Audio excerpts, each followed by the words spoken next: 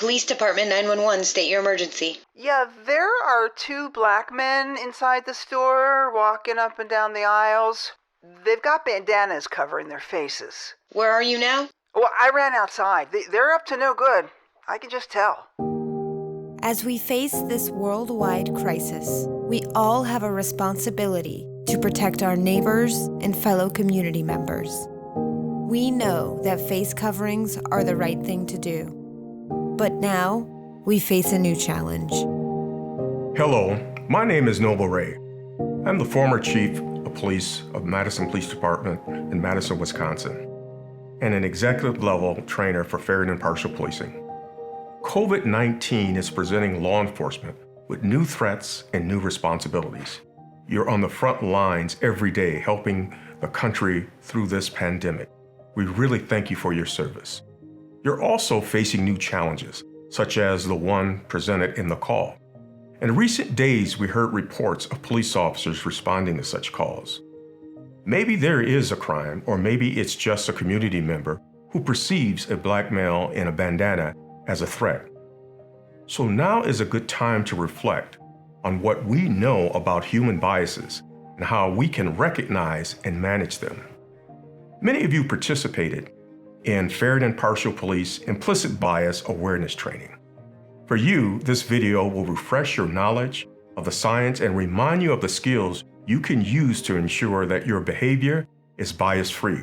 For those of you who haven't had such training, let's start with the basics, which is to compare our long-standing traditional understandings of prejudice with what we know about implicit bias. For years, we thought prejudice came in just one form. We thought discrimination was produced only by ill-intentioned people with animus and hostility towards specific groups of people. In our traditional understanding of prejudice, people link groups to negative characteristics or stereotypes. A person is aware and unconcerned about the prejudice. Prejudice and stereotyping is conscious and deliberate. The discovery by scientists of implicit bias requires that we broaden our understanding about prejudice and stereotyping. With implicit bias, we link individuals to stereotypes and generalizations associated with their group or groups.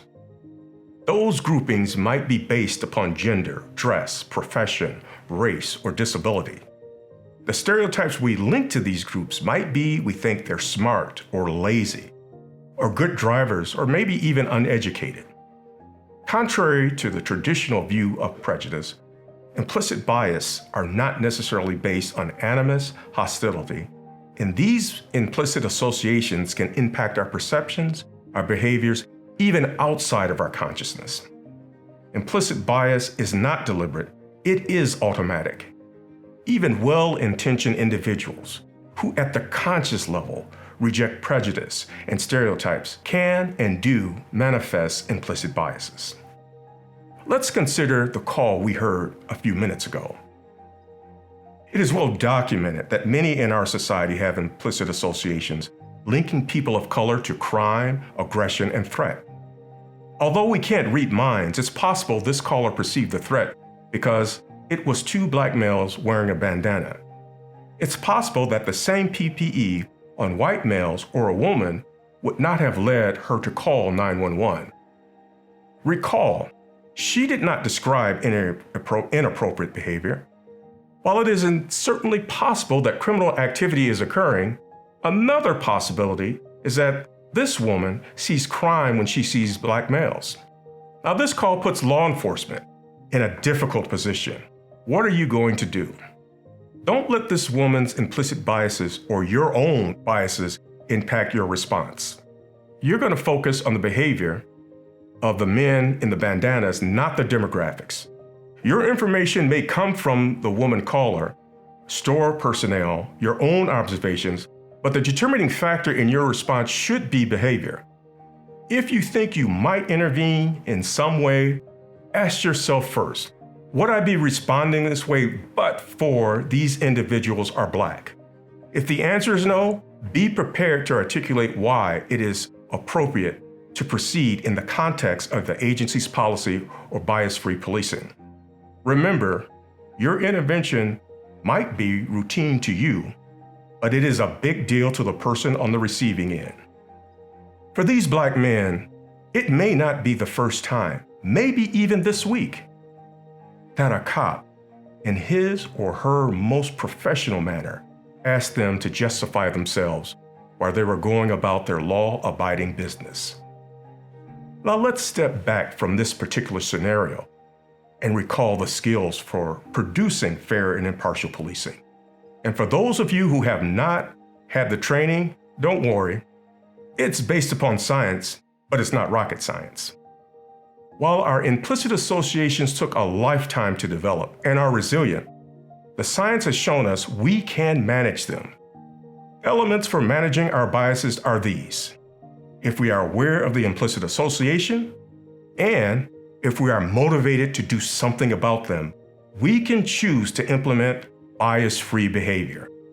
Regarding the first, though, I shared earlier that implicit biases can impact you outside of your conscious awareness.